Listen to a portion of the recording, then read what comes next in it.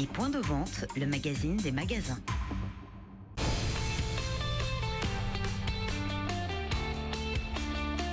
BFM Business. Innover pour le commerce. Karine Verniol. Bienvenue pour cette émission dédiée aux nouveaux enjeux du commerce. La façon de consommer change et avec elle forcément la manière de vendre. C'est ce que nous voyons avec notre invité. Aujourd'hui, il s'agit de Thierry Guibert, PDG de Lacoste. Lacoste qui vient de signer avec le tennisman Novak Djokovic. La question du jour, le drive, toujours plébiscité par les Français. Comment expliquer son dynamisme? C'est ce que nous verrons avec Vincent Cornu, directeur distribution chez Nielsen France, et Jean-Marc Meunien. Il est directeur général de Shoppermine. Et puis nos chroniqueurs, Rodolphe Bonas, PDG de Ceacom, qui va traquer les innovations commerciales à travers le monde. Il nous emmènera à Singapour. Et Marie Valonne qui teste les nouveaux produits dans les rayons. Elle vous offrira un petit hamburger en fin d'émission. Mais pour l'heure, les infos de la semaine. BFM Business. Innover pour le commerce. Les news. Et avant de débuter les news, je vous présente notre invité. C'est donc Thierry Guibert cette semaine. Bonjour, PDG de Lacoste. Bonjour. Merci d'être avec nous. Alors Hélène Cornet de la rédaction de BFM Business. On commence avec la marque la plus achetée par les Français. Figurez-vous que c'est Erta.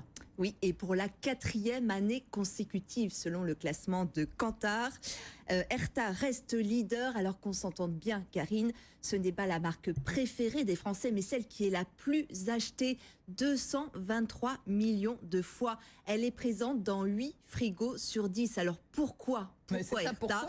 Parce qu'elle a une gamme de produits qui est extrêmement large, du jambon, des knackis, des pâtes à briser, des pâtes à tartiner, des croque-monsieur, bref. Elle va même faire du végétal, je crois. Hein. Voilà, exactement, qui marche très très fort. Elle est très pratique pour les familles. Et puis, parce que la marque n'arrête pas d'innover, c'est elle notamment qui, je vous rappelle, avait fait le jambon sans sel, à teneur réduite en sel.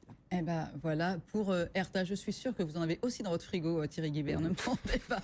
Le bio, en revanche, victime de son succès.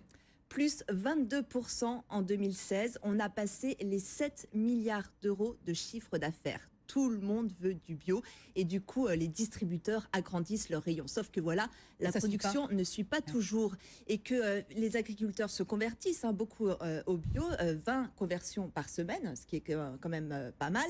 Mais ça ne suffit pas et du coup, pour sécuriser l'approvisionnement, certains distributeurs comme Carrefour viennent de passer une convention avec la région Nouvelle-Aquitaine pour essayer finalement de garder un petit peu leur part du gâteau.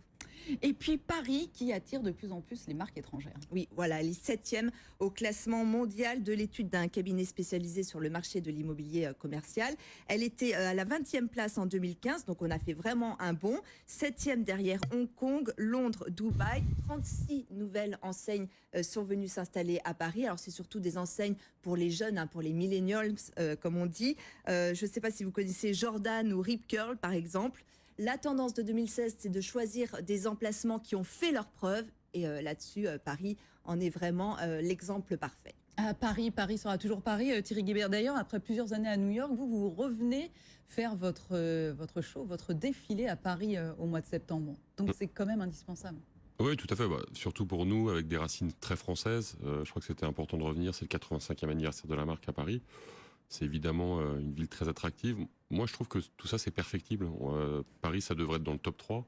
Je crois qu'il y a aussi beaucoup à faire en termes de services, en termes d'accompagnement aussi des touristes à Paris. Et voilà, c'est bien 7e, mais je crois qu'il faut viser plus haut. Sur le papier, ça devrait jamais être éloigné des 3 premières places. Bon, on vous réinvitera l'année prochaine. Voilà. Plus 3. Merci beaucoup, Hélène Cornet. À la semaine prochaine. BFM Business. Innover pour le commerce. L'invité de la semaine. Et nous sommes donc en compagnie de Thierry Guibert, PDG de Lacoste, et nous a rejoint Rodolphe Bonas, PDG de Ceacom. Comment ça va, Rodolphe? Ça va très bien, Karine. Alors, à quelques jours du début de Roland-Garros, vous venez d'annoncer votre partenariat avec le Serbe Novak Djokovic, tenant du titre, timing parfait. C'est votre plus beau jour depuis votre arrivée à la tête de Lacoste en janvier 2015, Thierry Guibert? Votre plus beau coup? C'est un joli coup, c'est un jour important, c'est sûr, c'est un jour important, surtout que ça fait à peu près 1 an qu'on travaille sur ce dossier, donc voilà, c'est quand enfin la révélation, je dirais, tant attendue arrive, c'est important. c'est le bon timing, parce que c'est vrai que c'est le French Open, c'est Roland Garros, c'est le tenant du titre, mais c'est aussi son tournoi préféré. Et puis c'est aussi là où la marque, je dirais, est probablement aujourd'hui dans le monde le mieux installée. Combien ça coûte de se payer Djokovic? En fait, ça n'a pas de prix. Parce que j'ai lu 30 millions d'euros pour 5 ans. Vous pouvez voir plein de choses, je dirais, mais non, mais ça coûte forcément cher. Mais je dirais que on a signé un homme plus qu'un joueur. On a signé un ambassadeur, quelqu'un qui a des valeurs qui sont très proches de la marque.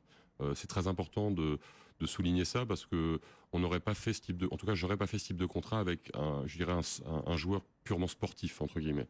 Voilà, c'est quelqu'un qui va porter la marque aussi là où on le souhaite, c'est-à-dire dans le casual, dans les valeurs, dans le comportement. C'est quelqu'un qui est toujours disponible, voilà, qui est pas arrogant en dehors du court. Alors sur le court, voilà, c'est un lion en cage et tant mieux. Mais Roland Garros, pour vous aujourd'hui, c'est aussi le point culminant de votre chiffre d'affaires. On dit souvent pour certaines marques, pour les jouets, c'est Noël. C'est votre Noël à vous. Roland Garros, c'est quel pourcentage des ventes? Non, c'est un événement important, voilà, mais sur le pourcentage des ventes, ça n'a pas, je dirais, une influence très significative. Notre grand moment à nous, il va débuter en mai jusqu'à la fin du mois d'août. Je dirais, c'est ce qu'on appelle l'été un peu élargi. On est une marque d'été, on est une marque de polo. Voilà, c'est là où aujourd'hui on fait c'est notre saisonnalité la plus élevée, mais c'est pas lié directement à Roland Garros aujourd'hui. Mais d'ailleurs, vous n'êtes pas toujours un peu trop polo dépendant chez Lacoste? Bonne question. 12 millions par an. Oui, tout à fait. Non, c'est un peu l'idée avec les équipes de ce nouveau plan stratégique qu'on a construit il y a maintenant 2 ans et demi. C'est de passer finalement d'une culture polo à une culture plus lifestyle. Et ce qu'on a essayé de faire justement, c'est d'élargir l'assortiment, un assortiment plus casual, un peu plus premium aussi.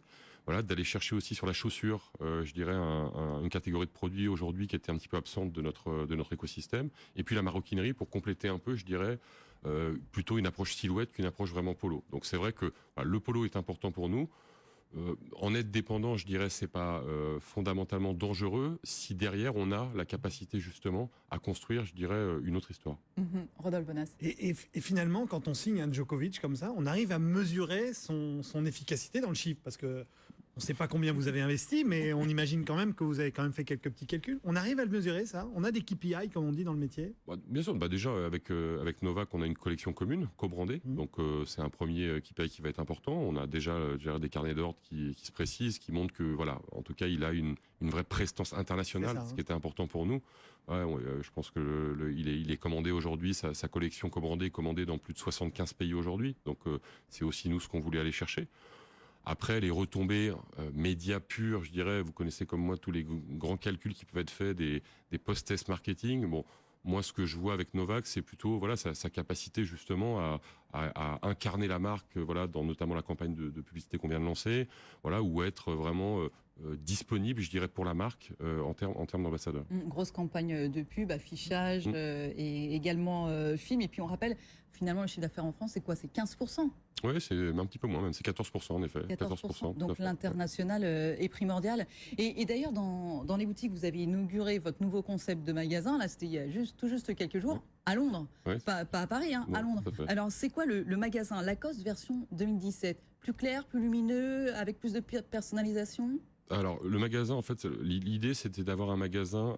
Lacoste, c'est une marque iconique. Il faut que quand le client rentre dans notre magasin, il sache déjà qu'il est chez Lacoste. Donc, c'était avoir un magasin beaucoup plus identitaire, avec des codes de marque. Donc, ce qu'on a cherché à faire, c'est évidemment autour du tennis, notamment, voilà, de rendre le magasin plus lumineux. On avait des magasins qui étaient un petit peu ternes. Voilà, d'avoir des codes en termes de matériaux qui soient proches de la marque, donc notamment du bois, voilà, un petit peu de moquette aussi qui rappelle un peu le côté court, gazon. Voilà, on a par exemple, c'est un peu symbolique, mais tous nos cabines d'essayage maintenant qui sont des vestiaires en fait de tennis. Voilà, donc d'avoir vraiment mis une emphase sur les grands symboles en fait de la marque. Ils ressemblent un peu au vestiaire de Roland Garros d'ailleurs. Un peu au vestiaire, tout à fait, un peu au vestiaire de Roland Garros, voilà. Et puis voilà, de rendre aussi notre offre. Je trouvais notre offre un petit peu appauvrie par ces magasins un peu sombres. Voilà, donc c'est aussi d'essayer finalement. Encore une fois, on est une marque d'été. Voilà, c'est une évidence. On est une marque de couleur. Voilà, donc il faut que je dirais que la luminosité et la couleur dans nos magasins soient prédominantes, je dirais, dans l'œil, je dirais, du consommateur. 1200 boutiques dans 120 pays. Elles vont toutes passer au nouveau concept? elles vont toutes passer au nouveau concept. Voilà, on va commencer, je dirais, ce qu'on appelle un grand roll-out à partir du 1er janvier 2018. Voilà, on va essayer de faire ça en l'espace de 4 ou 5 ans, faire en sorte que d'ici 4 ans, on ait toutes les boutiques au nouveau concept. Là où vous êtes très fort chez Lacoste aussi, Thierry Guibert, c'est dans le travel retail. Vous êtes l'un des acteurs les plus importants. Je crois que vous avez plus de 170 points de vente. Là aussi, il faut un nouveau concept pour être un peu plus premium, pour avoir un peu plus d'espace. Le nouveau concept qu'on a créé là, il va être décliné. C'est-à-dire que voilà, c'est un concept global. Après, on va en prendre des codes et on va en effet l'adapter notamment au travel retail. Travel retail, c'est un élément capital de notre stratégie parce que fondamentalement, pour moi, les 2 segments de croissance sur lesquels on doit s'appuyer à terme, c'est le sport, parce que le sport et la mode, qui est probablement le segment de croissance dans la mode qui va le plus vite et qui ira le plus vite à terme. Et puis, c'est le travel. Voilà, le travel, on sait aujourd'hui qu'il y a un nombre important, environ une vingtaine de millions supplémentaires, notamment d'Asiatiques qui voyagent chaque année. Voilà, c'est, je dirais, la rencontre, je dirais maintenant, du commerce et du consommateur partout dans le monde. Donc c'est vrai qu'on va continuer aussi à développer dans le travel retail ces petits formats de magasins qui sont évidemment un peu plus petits. On adapte aussi notre offre, une offre de bagagerie un petit peu plus étoffée, et puis je dirais une offre de travel global. On est, je dirais, par essence, le vêtement confortable, pratique, je dirais, à mettre quand on voyage. Donc voilà, c'est un signe important qu'on veut aussi donner. Il y a un point important aussi, Lacoste, vous êtes l'une des marques les plus contrefaites. Comment vous gérez ça aujourd'hui? Parce que là aussi, il faut être innovant au quotidien. Ouais. La contrefaçon, pour moi, elle est aussi liée parfois à un appauvrissement de la marque. On a depuis quelques années, je pense, repris un peu de hauteur avec la marque. Et donc, le client va chercher aussi ce côté un petit peu unique de la marque. Et à ce moment-là, la contrefaçon a beaucoup moins de valeur, en fait, dans l'esprit du consommateur que quand votre marque s'appauvrit. Parce que là, il peut trouver finalement, à peu de choses près, le même produit à des différentiels de prix qui sont peu élevés. Donc ça, c'est un premier point, je pense, à noter. Après, on a une équipe dédiée qui est assez nombreuse, et avec notamment un certain nombre de comités, comité Colbert notamment, mais pas que. Voilà, on a des actions quand même assez puissantes aujourd'hui sur la contrefaçon. Donc, elle s'est radicalement réduite depuis quelques années. Après, plus que la contrefaçon, ce qui est important pour nous, c'est de regarder ce qu'on appelle le marché gris, c'est-à-dire tous ces produits finalement qui sont vendus en amont, en fait, à des distributeurs, qui ne sont pas vendus à des consommateurs et qui se retrouvent dans le marché. Ça, ça, on l'a quasiment fait disparaître, en maîtrisant nos stocks à l'entrée. Ça, c'est pour moi plus important probablement que la contrefaçon. La contrefaçon, elle existera probablement toujours un peu. Voilà, il faut savoir vivre un peu avec, je dirais, entre guillemets, il faut être assez lucide. Mais encore une fois, si on est clair sur notre positionnement, si on est clair sur ce que l'on vend aux consommateurs, je dirais qu'il ira de moins en moins chercher cette contrefaçon. Allez, une toute dernière question très rapide, Rodolphe. Non, justement, c'est ce que je voulais dire, c'est-à-dire que l'enjeu, c'est le fameux marché gris qui aujourd'hui a été tué. Et vous l'avez répondu par une premiumisation finalement de la marque. Premiumisation et rachat des licences, effectivement, regroupant tout le monde sous un même casque Mosfrère International. Tout à fait. C'est le nouveau propriétaire quand vous êtes arrivé. Thierry Guibert, merci beaucoup à vous, PDG de Lacoste, et donc Novak gagnant. Pour Roland Garros. Ça serait vraiment bien. Je parie dessus. Merci beaucoup à vous. Vous restez encore un peu avec nous, Rodolphe se démarque. BFM Business. Innover pour le commerce. Rodolphe se démarque. Donc Rodolphe Bonas, PDG de CACOM, a donc fait encore une fois le tour du monde. Il est passé par Singapour pour aller acheter une voiture. Oui, une voiture. Je suis allé chez un concessionnaire automobile à Singapour, au sud de Singapour, chez Autobahn Motors. Alors, vous savez que quand on est concessionnaire auto, la vraie réalité, c'est de pouvoir montrer les véhicules et les exposer. Et souvent, ça prend énormément de place. Et quand on est à Singapour, c'est il n'y a pas beaucoup de place. Voilà, c'est la 5e ville la plus chère du monde en termes de mètres carrés. Donc, il faut trouver des solutions. Et là, il y a une idée de génie. C'est finalement de monter le premier immeuble de distribution de voitures. Ça veut dire quoi? Ça veut dire que vous avez un immeuble de 15 étages avec 4 compartiments de voitures. Donc au total, il y a 60 voitures. Alors attention, c'est des voitures de luxe, Bentley, Ferrari, Porsche, Mercedes. Et à partir de ce moment-là, quand vous rentrez dans le magasin au rez-de-chaussée, vous avez un vendeur qui vous accueille avec son iPad et vous dites je veux voir la Ferrari X ou Y, tac, il vous la commande et à ce moment-là, elle descend dans l'immeuble. Ah, c'est même pas vous qui bougez? Non, c'est la voiture qui descend. En fait, c'est une sorte de gros distributeur géant, un peu de majorette. C'est une tirette. Voilà, c'est un truc en vrai, quoi. C'est un truc de fou. Et donc la voiture descend, et elle se met immédiatement en scène devant vous sur un plateau tournant. Et à ce moment-là, vous pouvez l'essayer, la regarder, etc. Et vous dites non, c'est pas ça que je voudrais avoir une Porsche. Hop, la voiture elle remonte et 2 minutes après, il y a une Porsche qui descend. Alors, le système a été breveté. Ça s'appelle l'Automotive Inventory Management System. C'est très spectaculaire, vous l'avez compris. Et ça n'intéresse pas que les concessionnaires. Ils sont en train de réfléchir actuellement sur des logiques de parking, bien sûr, parce que l'emprise au sol d'un parking est énorme et donc ils réfléchissent à ces fameux immeubles. Allez voir ça sur Internet. Ils envisagent d'en ouvrir aussi dans les Émirats Arabes Unis, d'avoir exactement le même système de distribution de voitures. Et à quand le distributeur automatique de polo Lacoste? Ça pourrait être drôlement beau, là, tous les polos, toutes les couleurs. J'y pensais en entendant Rodolphe. Bon, il faut que ce soit dans un écrin très premium, comme ça peut l'être pour une Ferrari, mais c'est pas une mauvaise idée. Ah bah ouais. On va travailler dessus. On va vous laisser méditer. Merci infiniment, Thierry Guibert et Rodolphe Bonas. Allez, nous on continue. BFM Business. Innover pour le commerce. Le débat. Le drive a toujours la cote auprès des Français et à quel point d'ailleurs, mais comment expliquer ce dynamisme? Je vous donne quelques chiffres, vous vous rappelez le principe du drive, on commande sur Internet, on récupère ses courses quelques heures plus tard à une borne de retrait. Donc 4036 drives en France. En 2014, il s'en ouvrait un peu moins de 2 par jour, aujourd'hui c'est à peu près 5 par semaine et il y a 3 fois plus de drive que d'hyper, ça ce sont les chiffres. Mais en plus, les Français l'adorent, le drive. Alors comment surfer sur cette réussite? C'est ce que nous voyons avec Vincent Cornu, bonjour. Bonjour. Directeur distribution chez Nielsen France, qui vient de publier une étude sur le drive en France, justement en partenariat avec la FEVAD. Vous aussi, Jean-Marc Ménien, bonjour. Bonjour. Vous êtes penché sur le drive, j'allais dire de force presque. Vous êtes directeur général de Shopperman, l'Observatoire des tendances du commerce. Et vous avez fait un sondage et vous avez demandé aux Français quel était leur magasin préféré. Eh bien, c'est un drive. Eh bien, cette année, effectivement, c'est un drive et c'est pas seulement la première place, c'est-à-dire que sur les 5 premières places, on a 3 drives. Donc c'est étonnant, mais pas tellement pour nous, puisque c'est un observatoire qu'on renouvelle tous les ans, on questionne 5000 personnes. On avait vu des tendances dégagées vraiment depuis 2 ans, qu'on analysait un peu avec surprise, et là, c'est la consécration, puisque cette année, ils sont carrément passés devant. Vous dites, on s'y attendait un petit peu, c'est pas tant une surprise, mais tout de même, je reviens sur les chiffres. Maintenant, il y a des drives à peu près partout. Le maillage du territoire, ça y est, la petite bataille de marché, de part de marché, c'est faite. Vincent Cornu, est-ce qu'on arrive un petit peu à un pic, finalement, un marché totalement à maturité? Oui, tout à fait. On a aujourd'hui, comme vous l'avez dit, on a 4000 points de vente qui sont disponibles. Alors, ce qui est intéressant, c'est qu'on a très peu de sites marchands, parce que c'est les distributeurs qui ont un site marchand, distributeur alimentaire. En revanche, on a énormément de points de vente. Quand on voit qu'on a à peu près 82-83% de taux d'équipement, c'est-à-dire les hypermarchés, les plus grands magasins sont équipés d'un drive à 82-83%, on ne va pas aller beaucoup plus loin en termes de points de vente. On a aussi vu les premières fermetures de certains points de vente. Donc sur le développement du nombre de points de retrait, on n'ira pas beaucoup plus loin sur le concept actuel. Mais justement, on va voir que le concept peut évoluer. Et ce qui est peut-être plus étonnant, Jean-Marc Ménien, c'est que finalement, d'ailleurs, on a bien parlé de magasins préférés pour les courses alimentaires, on a oublié de le préciser, c'est que les Français aiment ça. Non seulement ils le plébiscitent, mais ils le plébiscitent parce qu'ils disent on passe un bon moment. Oui, non, je peux vous garantir, on travaille bien entendu avec un sociologue chez Altavia, donc pour l'Observatoire. Et donc, en fait, on pourrait s'attendre à des attentes purement transactionnelles, c'est-à-dire ça me permet de gagner du temps, ça me permet de maîtriser mon budget sur de la praticité, donc purement sur du transactionnel.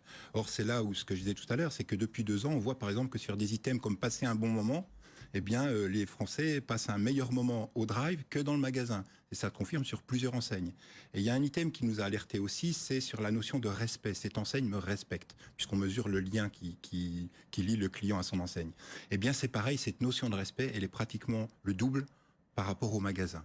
Et je pense que ça se renforce du fait que maintenant, au magasin, on ne supporte plus d'attendre.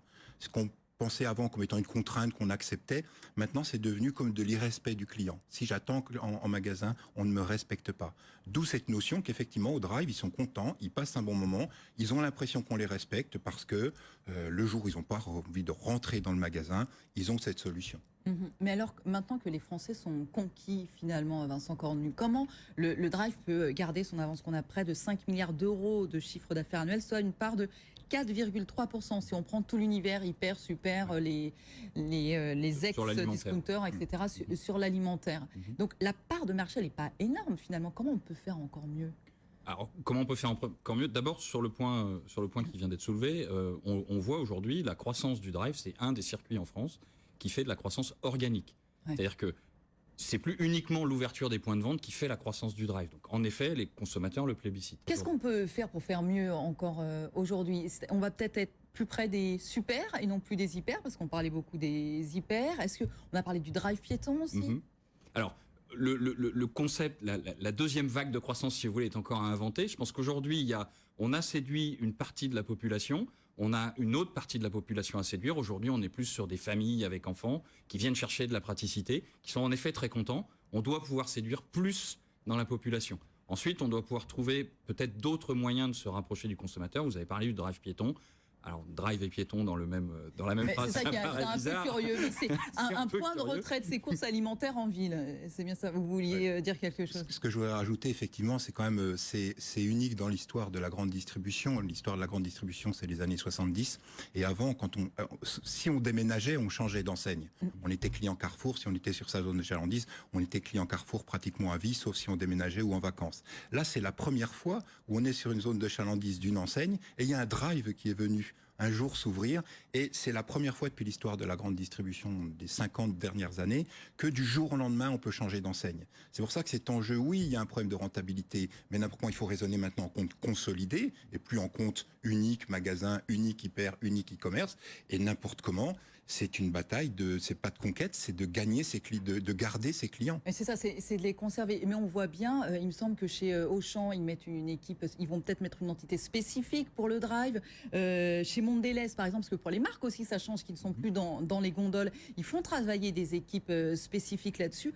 On sent qu'il y a encore des choses à venir, hein, Vincent Cornu. Oui, sur le drive, aujourd'hui, il y a des catégories qui ne marchent pas bien en drive. C'est vrai que la boîte de chewing-gum que je prenais en sortant du magasin, aujourd'hui, comme je fais ma liste, aujourd'hui, je ne la vends pas. Maintenant, il y a des moments de consommation qu'on va pouvoir animer aussi dans le drive. On était dans la première étape, qui était de convertir le maximum de consommateurs, d'établir le mode de distribution. Ça, c'est fait. La deuxième étape, ça va être de trouver les nouveaux relais de croissance. Ils peuvent être où, alors ?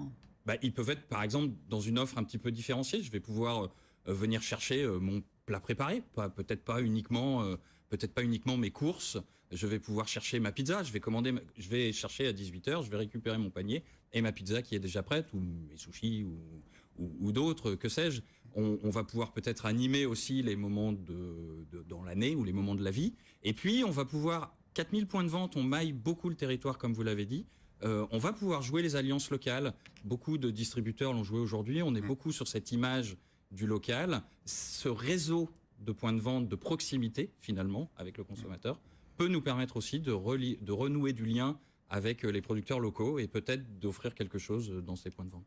Très rapidement, pour terminer, Jean-Marc Ménien, parce que on se rapproche aussi du click and collect et donc des casiers, les casiers réfrigérés, surgelés, c'est aussi l'idée de ce drive piéton. Est-ce que ça, on a la même idée ? Vous disiez, on passe un bon moment. Est-ce que si on va chercher face à un casier, ils vont passer le même bon moment, les Français ?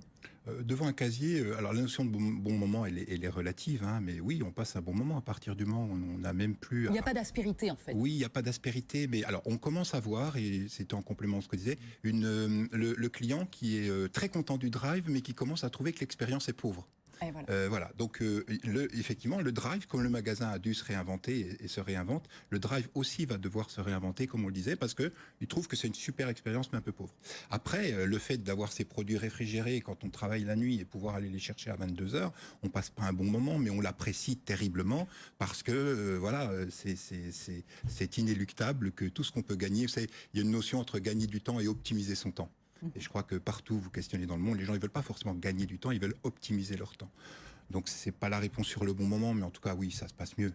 Merci beaucoup à vous. Jean-Marc Ménien, directeur général de Shoppermine, Vincent Cornu, directeur distribution chez Nielsen France. Merci beaucoup à tous les deux. Allez, puisqu'on parle produit, le produit de la semaine. BFM Business. Innover pour le commerce. Le produit de la semaine. Et on retrouve Marie Valognes. Bonjour Marie, Bonjour, Karine. de la rédaction de BFM Business qui passe toutes ces semaines à arpenter les rayons des supermarchés et à détecter les nouveaux produits.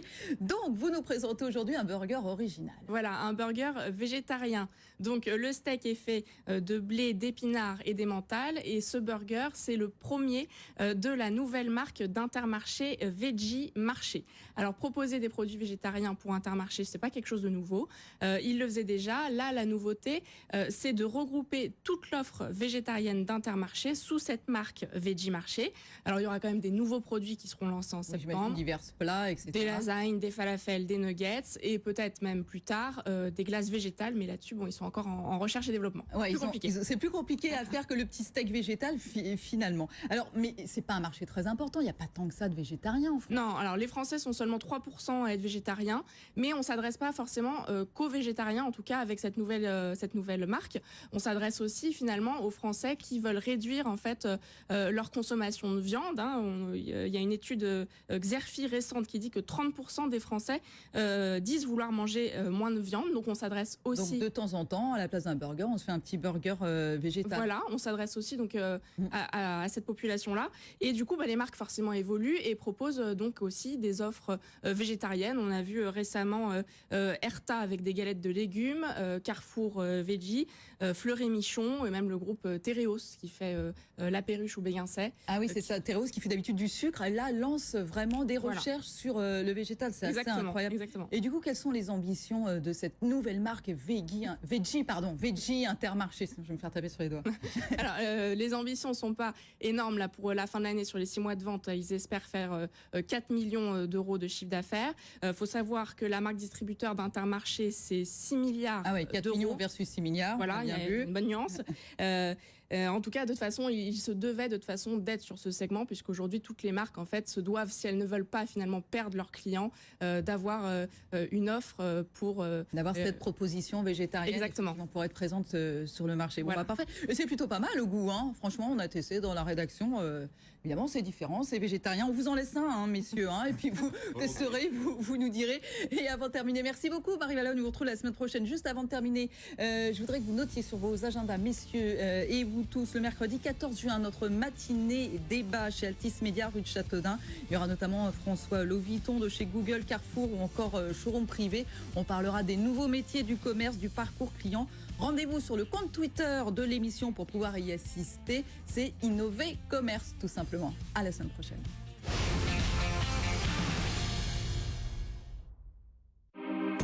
Innover pour le commerce avec l'Institut du commerce. Et Point de vente, le magazine des magasins.